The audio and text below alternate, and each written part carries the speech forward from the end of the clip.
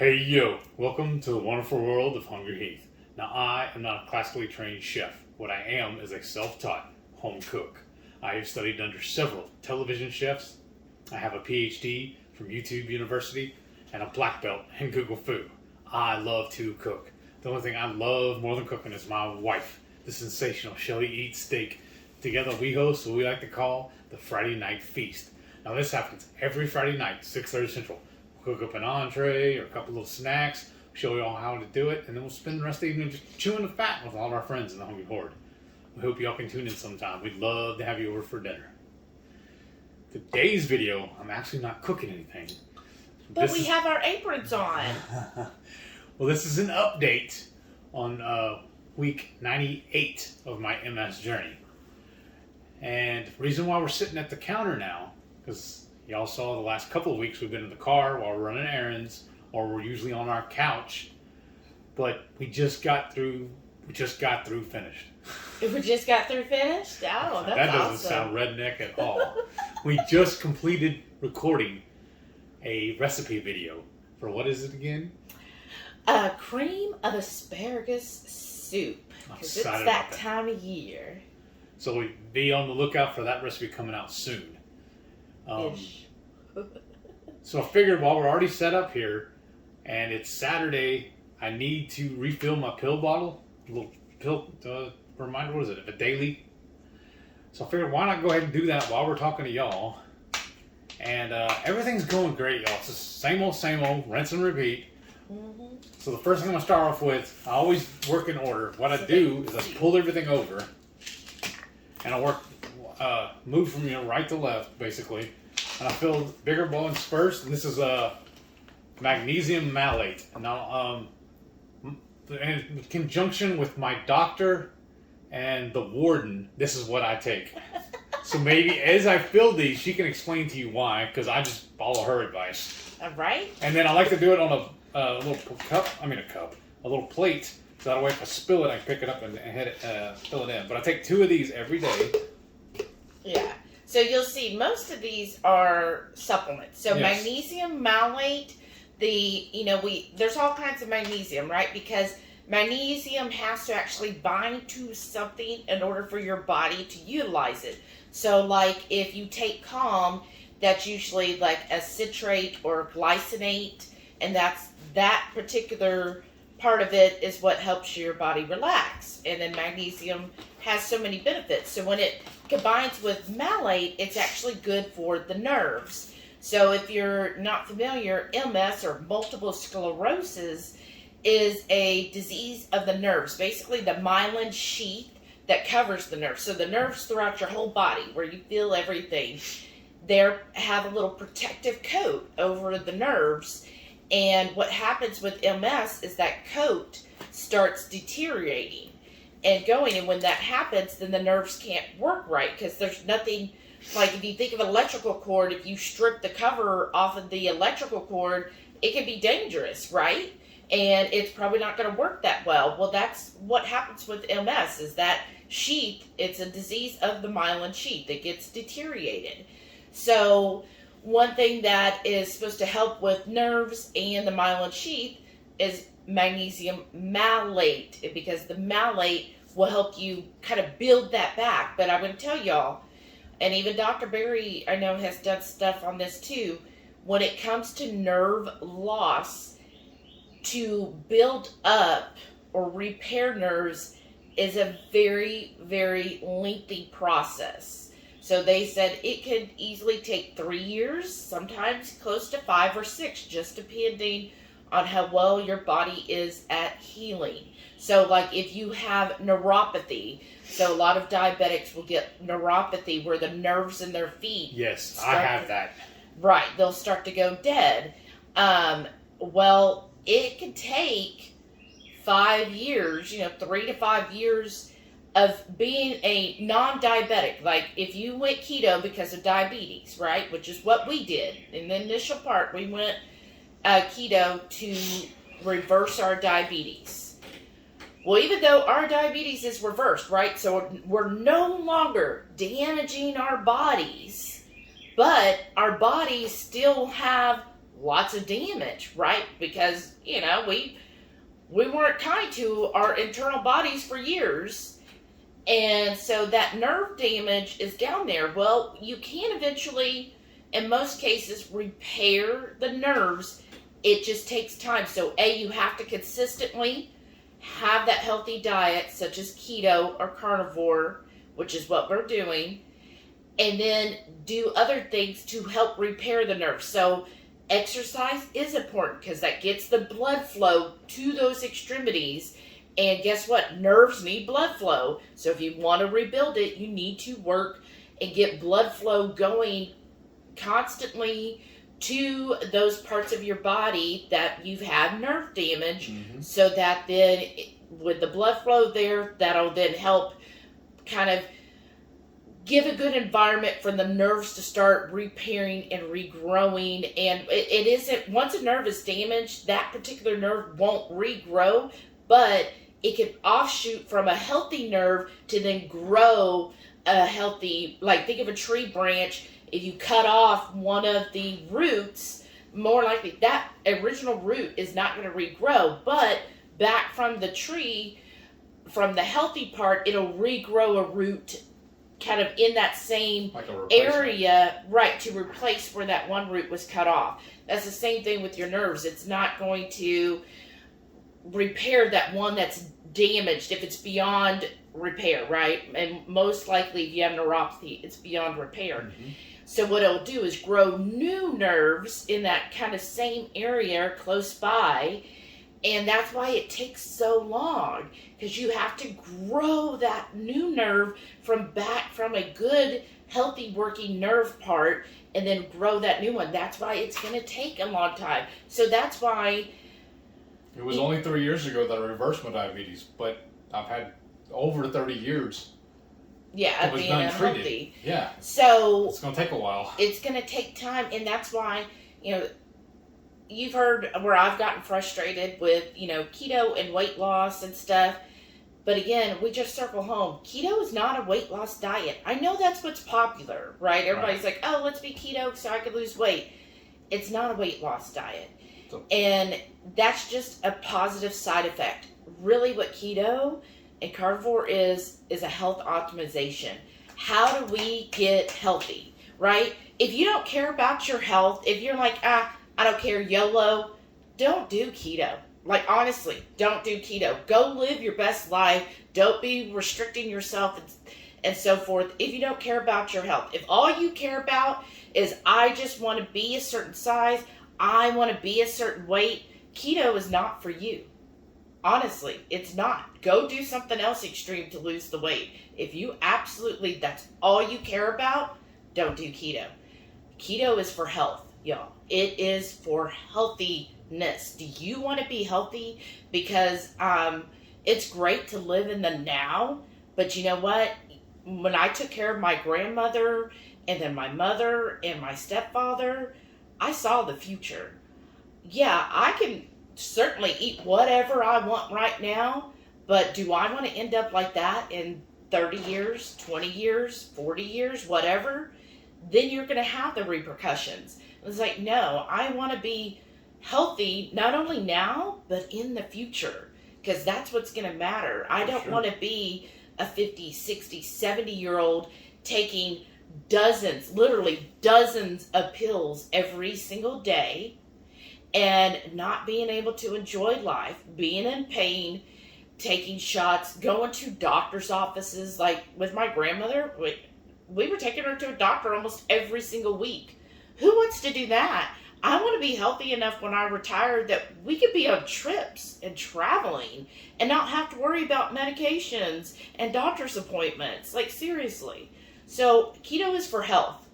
And with that said, so yeah, if we get frustrated about maybe weight loss or whatever, as again, that's just a side effect. It's like, okay, but really, why are we doing keto? We're doing keto to help the neuropathy, because eventually I want to have all the feeling back in my feet. Because honestly, y'all, when we first went keto, when somebody made me do it with her, I wasn't really sold on it. I thought it was just another crazy diet. And it was not until and I was, like I said, I was a type 2 diabetic.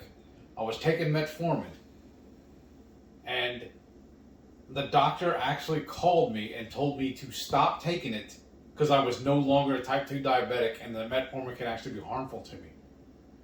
That is when I was sold, and that's when I said I'm keto for life. Yeah.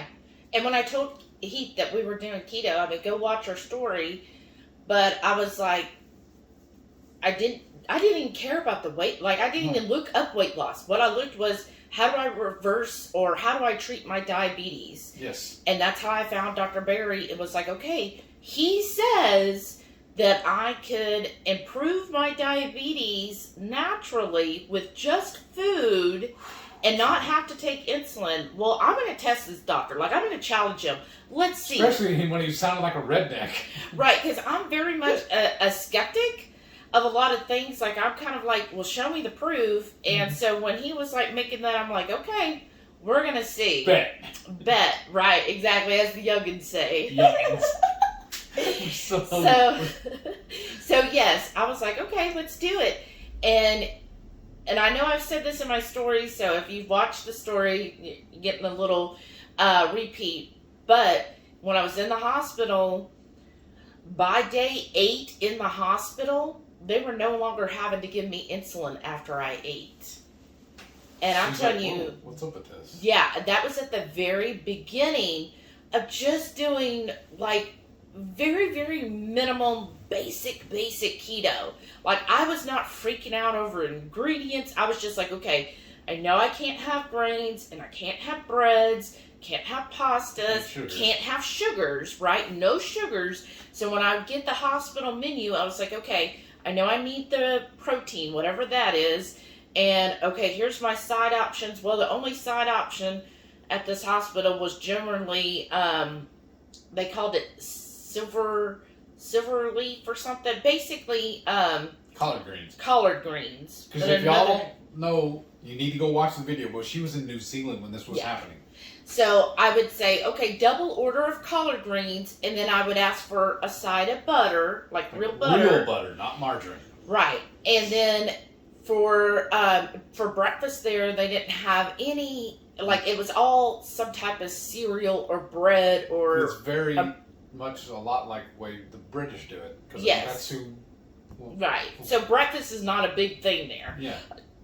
But they had yogurt, plain, unsweetened, unflavored yogurt. So I had that for every morning for breakfast. And then I would do the other for lunch. And so very basic. Like, I had some kind of salad dressing. If I got a side salad, that was just a very basic. Like, I didn't do the creamy. I would do whatever oil base. So I'm sure that wasn't the best oils, right? And I avoided any of the desserts or the sweets. Like, they would do afternoon tea, and I just would say no cookie. Like, they always served it with a cookie. I would eat it because I didn't know. Yeah, he would say, well, I'll go ahead and have it. Yeah. But, so very basic, right? That, again, the very, very basic keto, and somebody who is so unhealthy, because I came back from basically dying, and by day 8, they were no longer having to give me insulin. And I knew at that point when she said, oh, we don't have to give you insulin. At first I was like, maybe that's a little fluke. Like, we'll just see after dinner what happens. And then again after dinner, they're like, oh, okay, yeah, it's good. We don't have to give you insulin. I was like, okay, that's... What's going on here? Yeah, even the nurse, she was like kind of surprised. She goes, oh, yeah, we don't have to give insulin again. And I was like, okay, there might be something to this. And so I've kept on, and ever since, it's been focused on health. Okay, I want to make sure that I'm not going to be a diabetic. And, like, I don't want to ever be a diabetic. I saw my father-in-law lose toes, foot, and leg because of diabetes. I thought he was your stepdad. Oh, stepdad, yes. And then... I'm like, what did that happen to my dad? Well, his legs were awful. Yes, he was getting close. Yeah. And then he also ended up on dialysis because his kidneys were shutting down. All because of diabetes. And, after seeing all of that and what he went through, it's like, okay, like I knew even then I was a diabetic, but at the time I was like, well, there's nothing you can do. This is what happens. You just take some more pills. Right. And it's like, okay, well, you know what? Now that I know it's possible, I went from an A1C of 13.6 to, I think the last reading was 5.4. So to see that, it's like, wow, okay. That's with hospital food, y'all. Well, no. No, I'm sorry. Let's start it. Keto, right.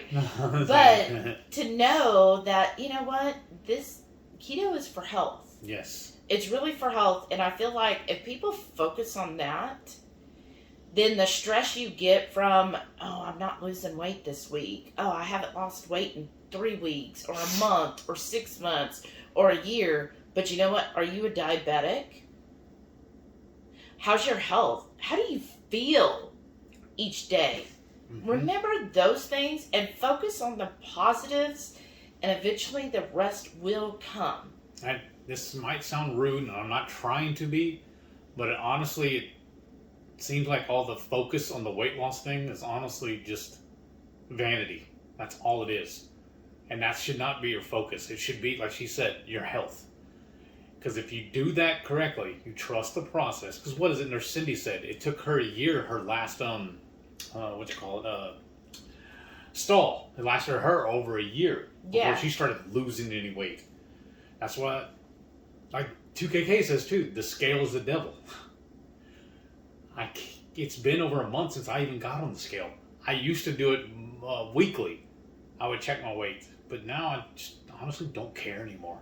I feel good.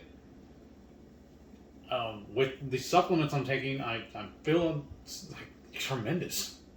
Yeah. So I'm not focused on the weight loss anymore at all. Because I just feel like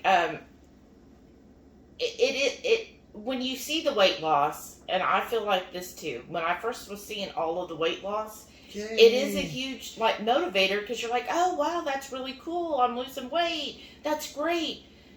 But then eventually you will have a stall. Like I've been stalled for over a year because you know what? Again, keto is health. And keto with health means sometimes your body needs to take a break and be like, whoa, yeah, I've lost a lot of weight, probably too much weight. You know what? There's still a lot of broken and repairs needed. And it's kind of like, I just imagine like a construction crew going, whoa, halt. We need to stop losing weight because look, we got to go fix nerves over here. We need to go do this over here. We need to repair this over here. So all those things that are working on getting all that weight off, we need to wait a little bit because we need all those workers healing things over here because I've been 40 years of unhealthiness. Mm-hmm. So you know what? It's going to take a while for my body to be like, okay, we really need to heal and focus on healing. And you know, sadly, it's hard to measure how much healing your body is doing. It's more of how are you feeling type of thing. Like, okay, guess what? When I went and had my eyes checked, my prescription improved. There is a sign. But it's like, thanks for healing takes more of like medical tests. I'm no longer anemic. I've been anemic my freaking whole life. I'm no longer anemic. So those type of things, it's harder to gauge how healthy you are becoming on a daily basis, right? And so I get that it's kind of hard when you're so focused on weight and it's such an immediate response versus becoming healthy is a slower measure to actually see. So I get that, but just hang in there. Trust the process. Yeah, that's why it's the proper human diet. And when my coach was like, okay, so you're frustrated with keto, what else are you going to do? And it's like, yeah, that's right. I'm not keto because I got to get down to a certain size. I got to weigh a certain weight. I got to lose a certain amount of weight. No, I'm keto because I don't want to be a diabetic. I don't want to be there. I want to be healthy. So even though, yeah, I'm overweight and I might not look healthy, but you know what? I feel so much healthier than I have been in so long.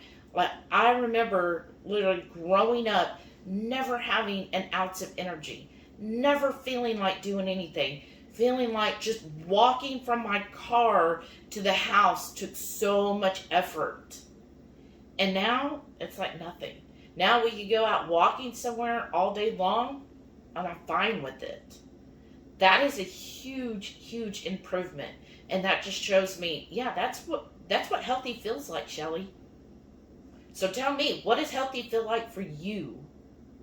My biggest regret for all this, honestly, is we didn't start this sooner. And it took her getting sick for us to find this. Yeah. That's just so sad. That's why we do these videos, y'all, honestly. We want to spread the word that it's possible. And that basically, the way I view it, it's food as medicine. Mm-hmm. I've heard Dr. Berry say it so many times. Stop poisoning the dog, and he'll get better. A lot of what we eat and the standard, or I call it the stupid American diet, is straight poison for us. It really is. And that's why that's the way I really approach it with, if some of y'all know, I'm allergic. I feel like I'm allergic to peanuts. And what's the other one? Almonds. Yeah, and almonds, especially almonds. Because one of the biggest crutches in keto is the fathead dough. And almonds for anything and everything, and the treats and the baking and all that, I can't have it. It's not that I don't want it. Well, it is, because I'm allergic to it. It messes with the myelin sheath on me. It gave me a huge, huge, horrendous flare-up where I had to have a nurse come to the house 3 times to do steroid injections on me, and they had to up my meds for my MS. I just cannot eat that stuff. And it breaks my heart, too, because I used to love peanuts and peanut butter. I just can't eat it anymore. I'm allergic to it. I tell everybody, too, that I'm allergic to carbs. And then people laugh at me and they start arguing. I'm like, no, they made me a type 2 diabetic. If I eat them, that's what happens. To me, that's an allergy. And I've heard people say all the time, I'm probably rambling all over the place, y'all. I just stuff that thoughts I've been having for a while. People tell me, oh, I can't eat that anymore. Oh, I can't eat this. I can't. You know what? I can eat whatever I want. I'm just choosing not to eat it. I don't want to eat stuff that's not good for me. Because what's the benefit? A few seconds of tasty in my mouth? So what? What's the ramifications afterwards? It's just... Like cocaine makes people feel great too, I've heard, for a few minutes. Do I want to do it? No. Right. So... I don't know, we're all over the place. No, you're good. But the next thing is the my beef liver pills. Yeah. And the reason why I do this, y'all, I detest the taste of liver. I've tried and tried and tried. We even had friends come over and we bought some farm fresh. We ground it up, put it in some hamburger patties. Still, no bueno. So I get around that by taking a liver pill a day. I take one every day. And I just figured that the liver helps give him those extra vitamins and minerals that, is everybody totes in liver. But be careful with it, y'all, because you can get too much liver. So at the beginning, he was taking, I think, 2 pills a day when he first had his flare-up, because I was like, okay, we need to, up everything. And the bottom of his feet the skin started to peel, and they said that's actually a side effect of too much liver, like vitamin A in there. And so we brought down to 1, and his skin stopped peeling. So just, sometimes people will say, oh, you can't ever do too much. There's... Too much water. It's called drowning. Right. I think it was, I'm trying to think, is it Amber O'Hearn who is carnivore? But she said some things too about liver. Like, no, yeah, liver could be a superfood, but it's not needed. You don't have to have it. But I think if you have an autoimmune disease or something, then hey, as long as you don't have effects from it, take something that's going to, help build you up and give you those vitamins and minerals. Because another term I've gotten from our friend Maitreya, Radical Geek, she calls it therapeutic keto. And I feel like that's exactly what we are doing. Yeah. Yeah, well, that's what we focus on is more of a therapeutic because again, it's for health for us. Yes. You know, that's what we're aiming for. What's this one? Oh, the B complex. So this is what his doctor recommended. I don't know if he really even needs it since he is very, meat focused. Mm-hmm. But his doctor was like, no, you need to get your B vitamins. So he just continues to take it. Like we got this at Sam's, I think for $10 or $11, and it's 300 tablets. He takes one a day. I thought it took 2. This is when I loaded up. Oh, is it 2 a day? Double check. It only says serving size 1 tablet. Okay. Well, no wonder I'm going through. Yeah, 1 tablet per day. No wonder I'm going through it so quick. Oops. See y'all. This is why she's my better half. Hold on. Uh-oh. Well, so I know how to fix it. Personally, I don't think he would need it, but since his doctor is like, no, you need to take it, so he's like, okay, well, I gotta take it. So, I mean, I don't see that he's having any issues with it.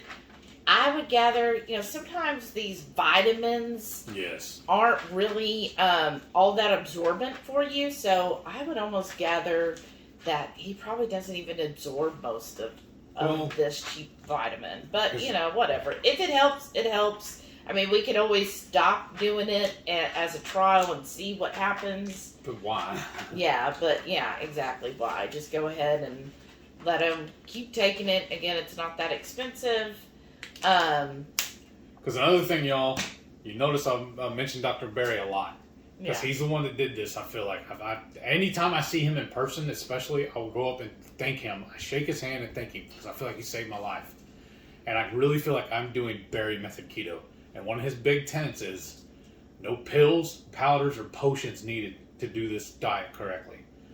I feel like I'm breaking that by doing all these. But this is also, I have MS. So there's a little bit of, what do you call it, a caveat to that, Right, because, before he was diagnosed with MS, he wasn't taking all this stuff. We were just eating. Right. The other one he has is a vitamin D3. That's another prescription from the doctor. Yeah, the doctor actually wrote him a prescription. This is a 1 per week, but it's 50,000 units. What? I was supposed to call the doctor yesterday, but they may have been closed with the holiday. I'm sure they were. Because they told me when I picked this up, this was the last one. Yeah, but you got a few weeks. Yeah, because I take one pill per week. Right, because it's 50,000 units. Now, I just take the over-the-counter D3.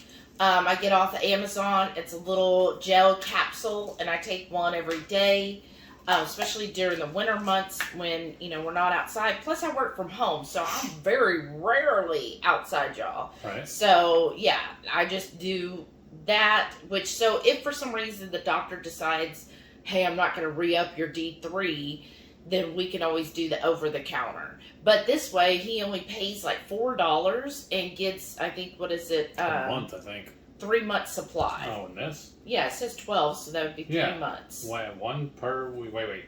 Take one capsule per month. Per mouth. Yeah. One time there's a bug just flew by. But see, you get 12, which would be 3 months. Yeah.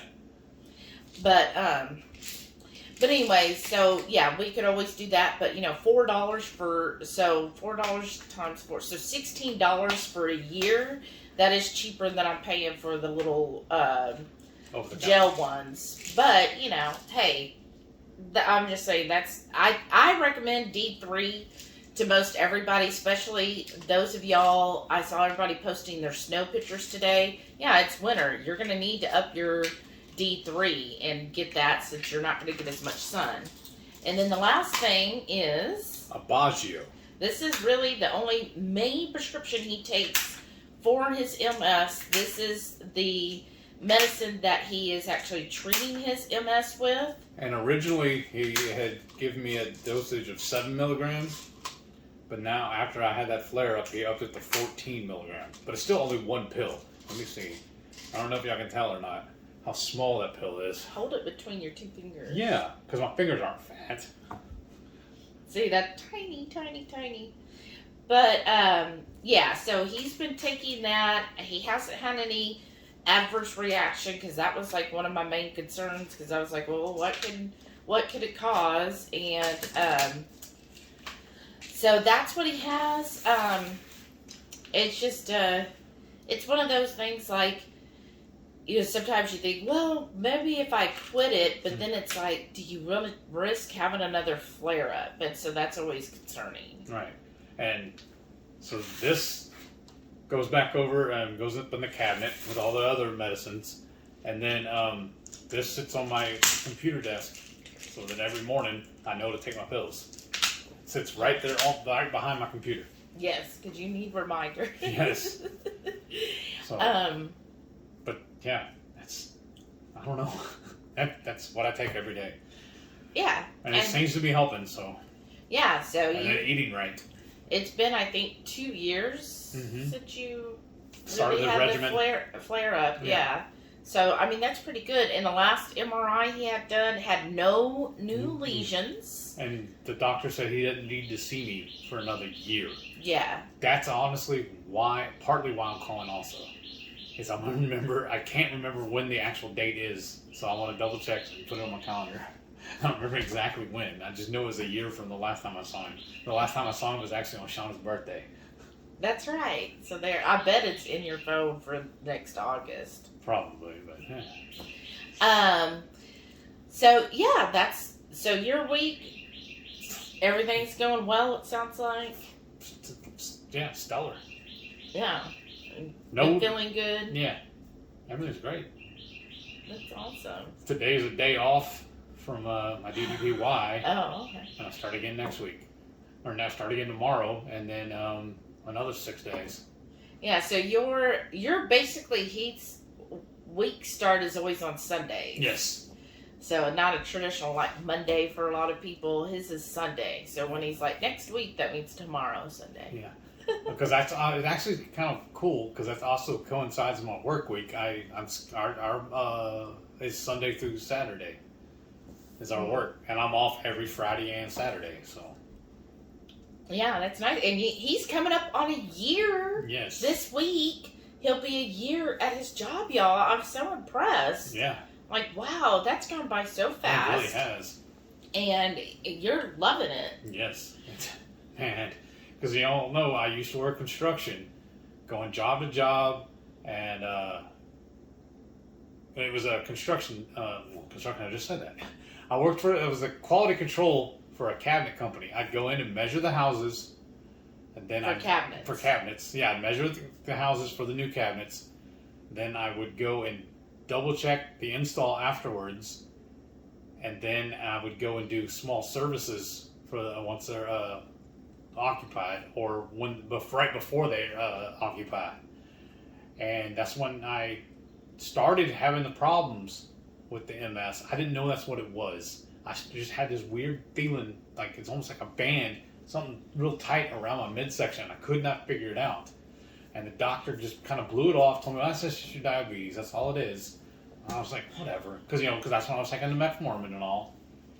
And when I first started doing the job, they gave us a clipboard that had all the paperwork, as I did everything.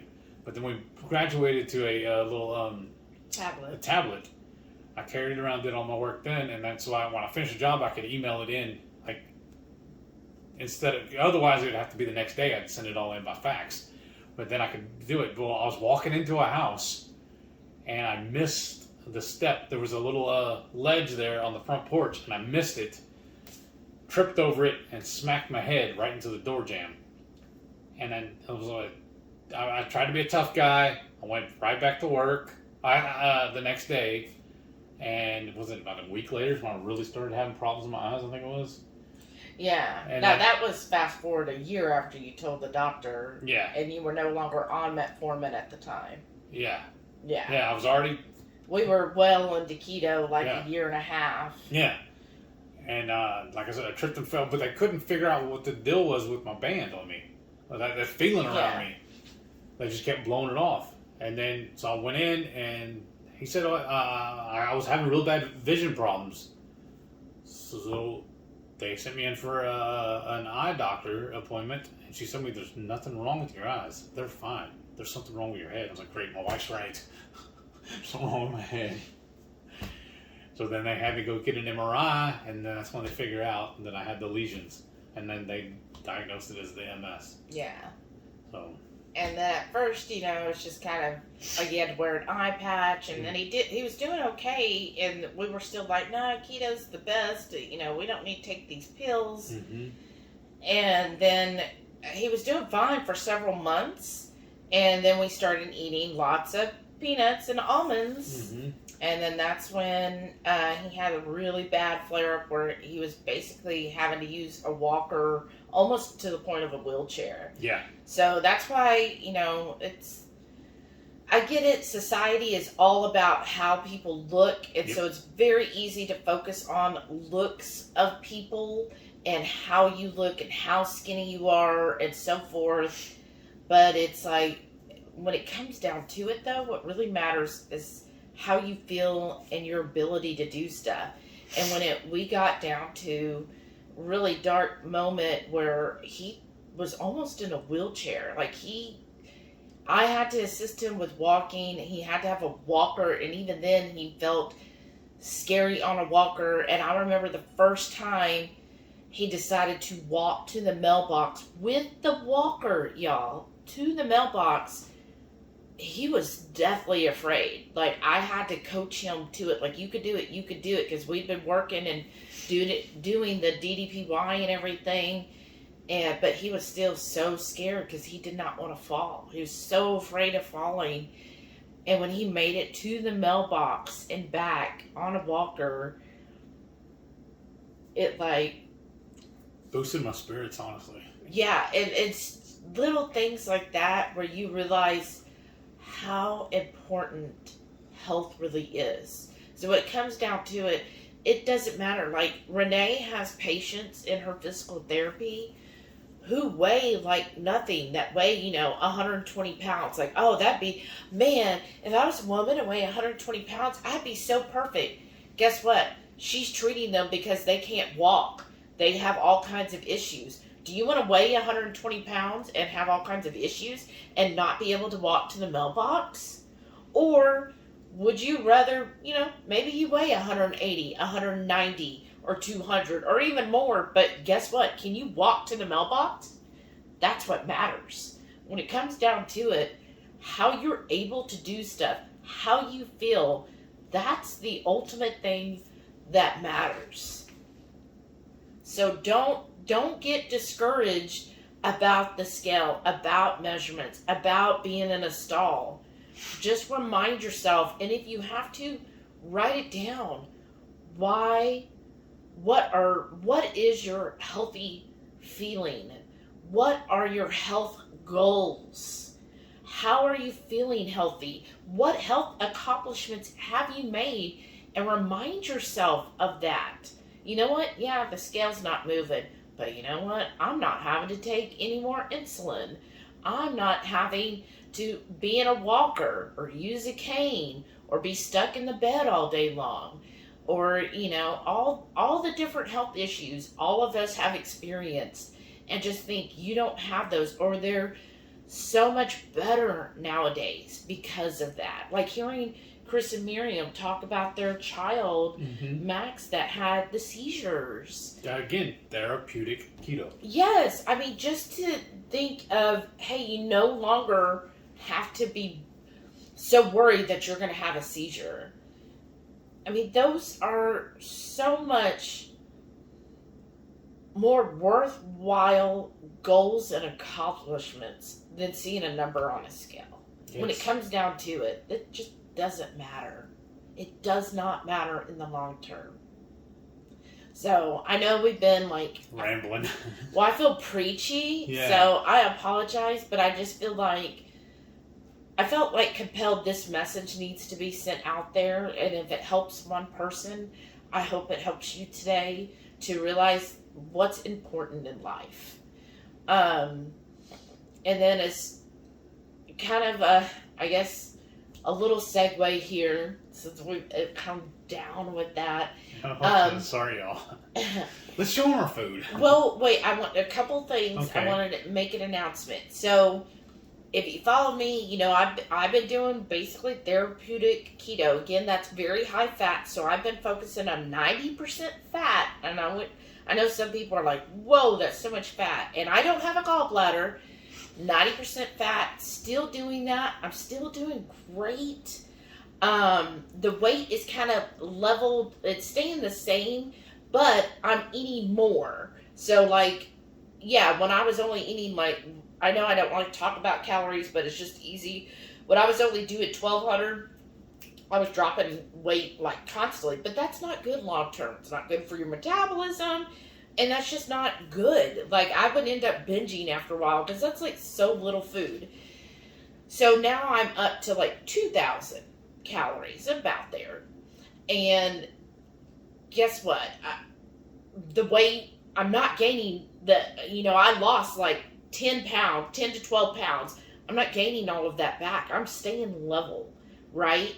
And I think that's a huge accomplishment, because most of the time, if you do any type of extended fast, whatever fast is, generally whatever weight you lose, you gain half of it back at least. I haven't, which I think is a huge accomplishment to show my body loves the high fat.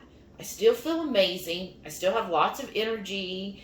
Like, I keep deep cleaning the house like a crazy person. Right. Mental clarity is great while I'm at work. And again, I don't feel slighted in any way. It's just the whole changing my mindset of, instead of protein first, it's fat first. So I focus on making sure I'm getting that fat in. So like my coffee, which again, I love my mug. Thank you, Sarah. I put in the coconut oil in this, and this is what I sip on all morning. And then later I'll have a nice big dinner. I could split it into, like, you're like, oh, 2,000 calories, but I could split that into 2 meals, but I just like a hefty meal. I've always been I like to see my plate full type person. And so I just wait, and it's not that big a deal. I mean, sometimes like 3:30, I start to feel a little hungry, and I'll just drink a little more water. But otherwise, I'm just like, no, I'm just going to hold off until dinner, because then I know, hey, I'm going to get like 4 or 5 pieces of bacon and some scrambled eggs, and then a whole bunch of mayo to go with that. Like, it's going to be so much better.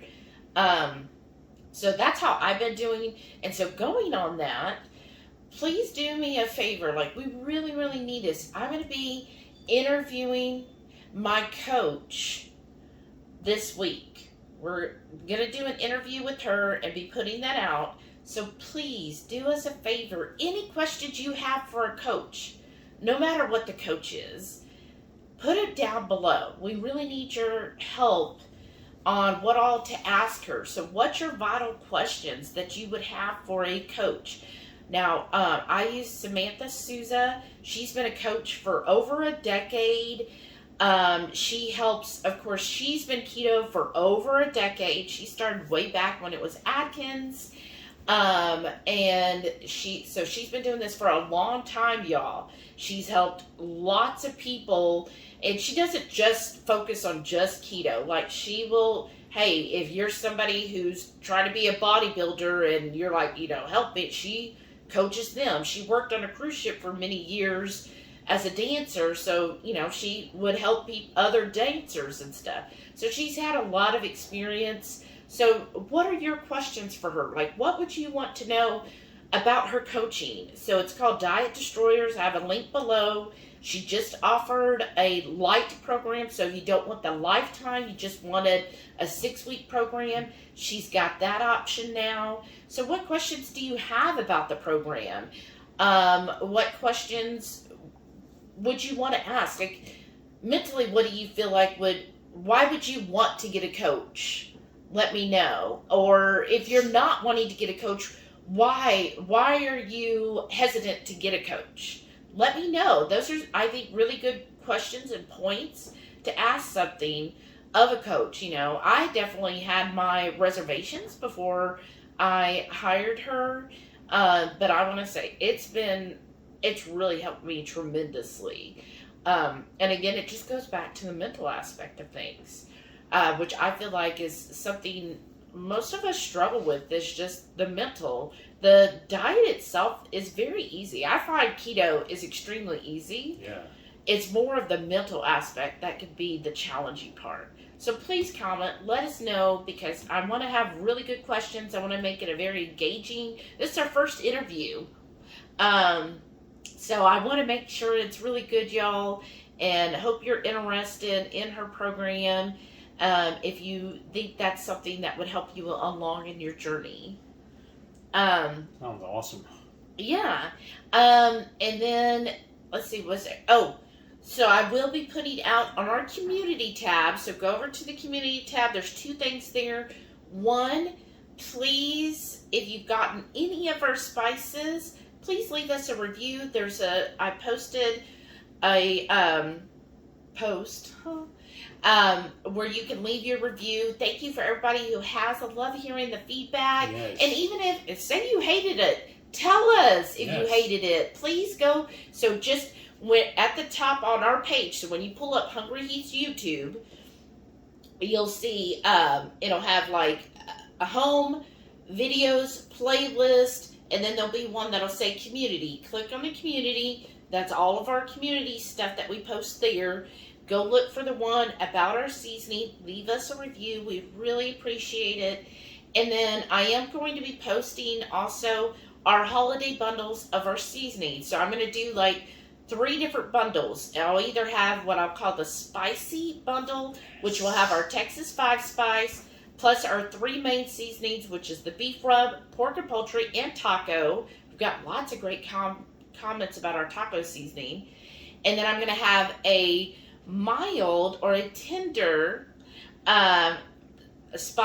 tender bundle, which is going to be the air frying auntie's tender. So that's our mild Texas 5 spice, plus the beef rib, the taco, and the pork and poultry. And then finally, the third bundle, if you're like, I don't want any of that spice, it's just going to be the beef rub, the taco, and the pork and poultry.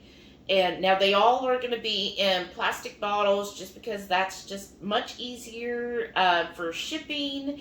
And just glass scares me. When I ship glass, I'm just always in knots, because you know, especially this time of the year around holidays, you know how people Because how many times we get packages? That one the guy literally stepped on your box. I know. So that's why I'm like, glass just scares me. So it will be in plastic bottles. But I've ordered those, and all of that will be going out. Now I know some people are like, what about your hot sauce, the MCT? I still feel like it's in test phase, so I have just made up our second batch. I'm sending it to 3 more people that I know are chili heads, and I want their honest feedback as well.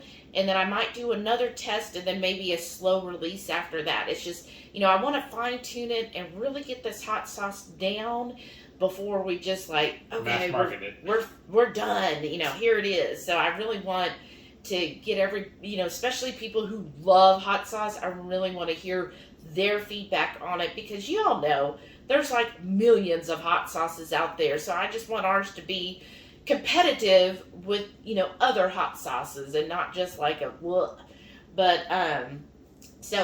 that's not going to be available in the holiday bundle, just our dry spices. So I'll put that together and get that listed. Now what I'm going to do, I'm not going to include shipping, because we have people in all different places, even people in Canada. So if you're interested in any of it, it's going to have a base price, and then whenever you send me your address, I'll calculate the shipping, and then I'll send you an invoice in PayPal with the shipping included of what it'll be there to your destination. So just kind of understand the price plus shipping. I just figured that's easier for everything. Yeah. So that's it. That's all my announcements, y'all, for right now. One more. I'm sorry. Channel members. Next Saturday, the 19th, is our monthly cook-along, and you should have already got the email. Please message me if you did not get the email. The email also has the recipe card attached that's downloadable, printable. I just love this recipe this month. I think it's a great Thanksgiving side dish. So I'm really excited. Hope everybody makes it. I mean, I've made it already for us, and we just like fell in love with it. So I hope y'all do too. Definitely come to our cook along. I think that'll be a fun one to cook along with everybody. So I'm just super excited about that. So that's all the announcements. I know we've rambled forever today. I apologize, but I've got the gift of gab. Good info though. Yes. All right, let's go ahead and see everything he ate this week. Ta-da! For breakfast this week, I'm having Swaggerty sausage patties, topped with some smokehouse cheddar, and this is my hard-boiled eggs, topped with some of this Cayenne hot sauce by True Made. Saturday lunch, I have a roasted chile relleno. I have a fresh poblano pepper stuffed with the taco meat from last night's Friday night feast, and then topped with a little cheese and this Cayenne hot sauce. Saturday night dinner, we got instant pot roast beef, topped with some mushroom gravy and some cabbage au gratin, along with some mozzarella stuffed jalapenos. For lunch this week, I'm having taco guts and pork rinds. Sunday night dinner, I got some andouille sausage, Argentinian red shrimp and cabbage stir fry, a little bit of mushrooms, jalapenos, and grape tomatoes mixed in too, and then topped off with some of my MCT hot sauce. On this mandatory, marvelous, meaty Monday, had an instant pot chuck roast topped with some parrot head gravy and some roasted Brussels sprouts. Tuesday night dinner, a sous vide bone-in ribeye, we already deboned, and some roasted cheesy cauliflower. Wednesday night dinner, we're having breakfast for dinner. I got a couple of fried eggs, some air fryer sausage, some bacon, and some sauteed mushrooms, jalapenos, and then some mozzarella cheese stuffed mushrooms, and I got a little thing of guacamole. Thursday night dinner, I got a bone-in sous vide ribeye, Shelly's newest creation. Our roasted cauliflower, and I got a couple of cream cheese stuffed mushrooms.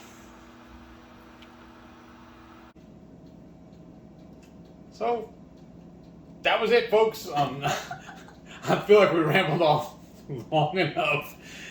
That we got all our good, pertinent information out. I'm sorry we got a little ranty there, but Not sorry. yeah, it's like I said, it was well-deserved information that needed to be put out there. Yes. And then I don't know if y'all can hear it in the background. My air fryer's going right now. My lunch is almost ready, so I'm gonna clip here in a minute. And what's your lunch today? just same thing I always have. It's a bunless bacon, or not bacon. I don't have any bacon. I have a bunless burger with some cheese and a piece of sausage. Y'all gonna see that here in a second. I know, or you already would have seen it, right? Yeah. At this point. Yeah. They already saw it. Yeah. Y'all saw it. Wow. Well, that's cool. What was y'all's favorite meal this week? I always like to hear what other people are eating. And then another thing is I've been working a little bit more on the cookbook lately, y'all. So maybe eventually that'll get put out there, right? Probably not this year, but that's for sure. But I'm Sounds like we got a lot in store for 23. Yeah, right. I'm trying to get enough and reach out. I still kind of want to see. I was listening to somebody, and they were explaining how it goes when you get a publisher. They said basically what happens when you get a publisher. So, like, they gave some recommendations of a publisher. what the publisher does is up front they'll give you like X amount. So say they give you, $1,000. And then basically when they release your book, you're indebted to them of that 1,000 until you sell the $1,000 worth. Then you'll start getting the royalties off the books. Residuals or whatever. Right. I know I probably butchered that word too. Right. So then I was like, oh, that's kind of interesting. So they kind of like, in a way, take a risk. Like, okay, well, we think this book will sell $1,000, so we'll give you that now. And then we'll just see. And then if you don't sell the 1,000, then, they'll probably never ask you for another book deal. But then if you exceed that, then that's when you start actually getting money. And then what they said is, like, say you get that 1,000 up front, it might be truly another year and a half before you get the royalties from that. As this other lady was saying, like, even though her book was released September of 21, she won't get her first payment until like January of 23 because they have to wait the whole year. And then after the year, it's like then it's the next calendar year that you actually get the payments from that. So I thought, wow, that's really interesting. So that's why a lot of people say you don't go into writing books for the money. The labor of love. Right. I was like, oh, so that's how it is if you go through a publisher. I'm sure you can, do the final deals and, work all the final details out. It seems, though, a lot of people that it's more like the publisher comes to you and that you get a much better deal if a publisher seeks you out and says, you know what you've been doing is interesting and we'd like you to do a book for us. So no publisher has reached out to us yet, so then it can be harder to get one that will actually publish your book. Because they don't know who we are. Right. We have no track record. Right, so it'd be pretty cool if we can get the channel more out there, that it would be seen enough to where a publisher would be like, hey, you know what? Here's this dude over here putting out recipes and talking about food and how food has helped his health and his MS and his diabetes. Like, that would be an interesting cookbook that we think other people, because diabetes is, soaring through the roof, and people who have autoimmune diseases, this might be an interesting cookbook to get out there to people that might be beneficial.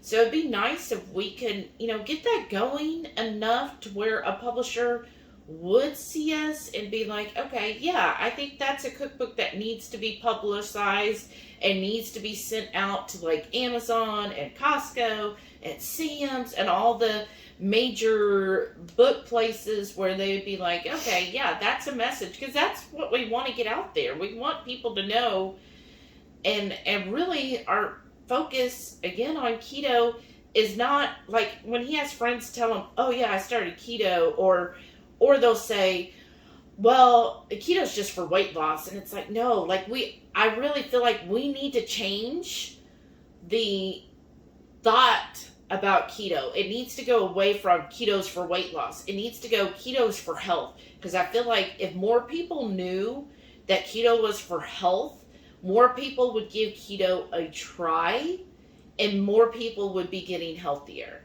And I feel like if most people were like, what I hear amongst like friends and stuff is they don't try keto because they're like, I don't want to give up my sugar snaps and I don't want to give up my pastas that I have every week.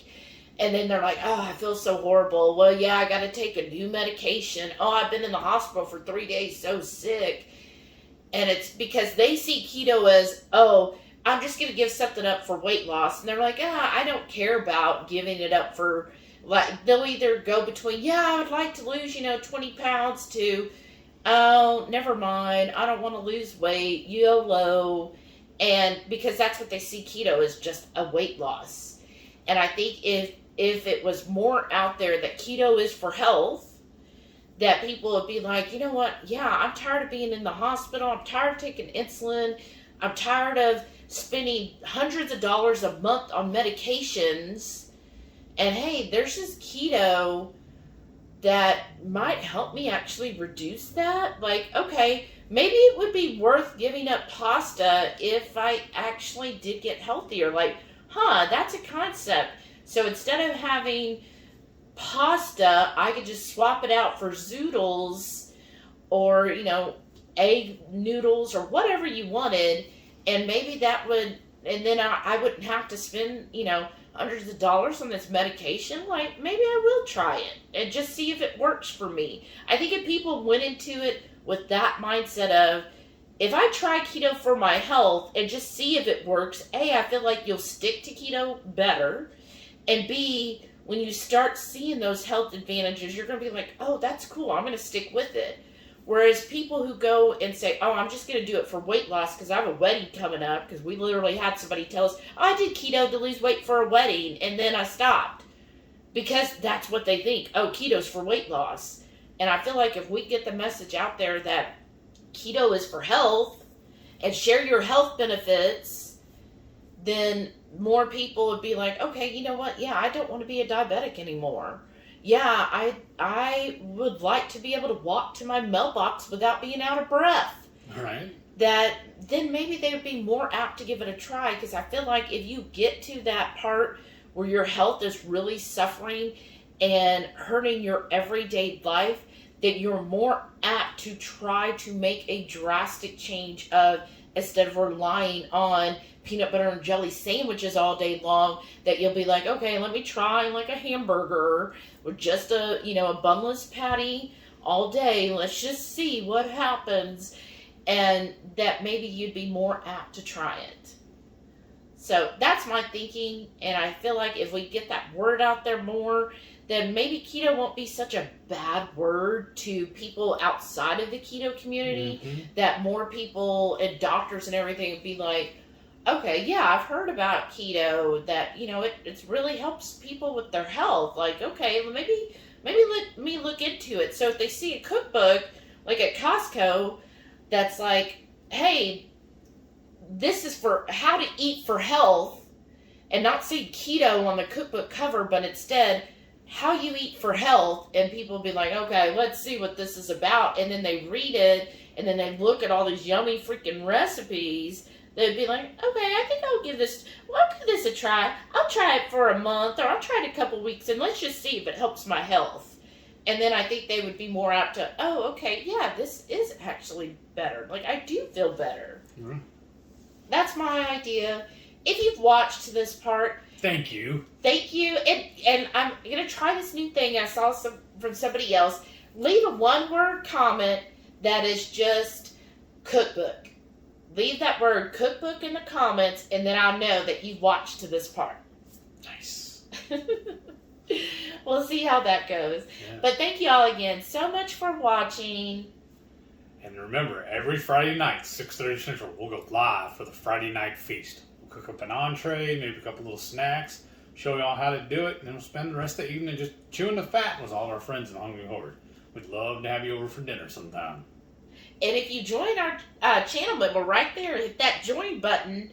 All levels, we do a monthly cook-along. So if you want help with cooking or like to watch people cook, hit that join button. Every month, I create a unique recipe, and then we just cook together. And I think it's a lot of fun with all of our channel members. So please do that. And then stay tuned to look at all of our fabulous channel members. Thank you all again for your continued support. We love you guys so much. Yeah, we love you. Thank you so much for being part of the Hungry Horde channel members. We really, really appreciate it. See y'all next week. Bye.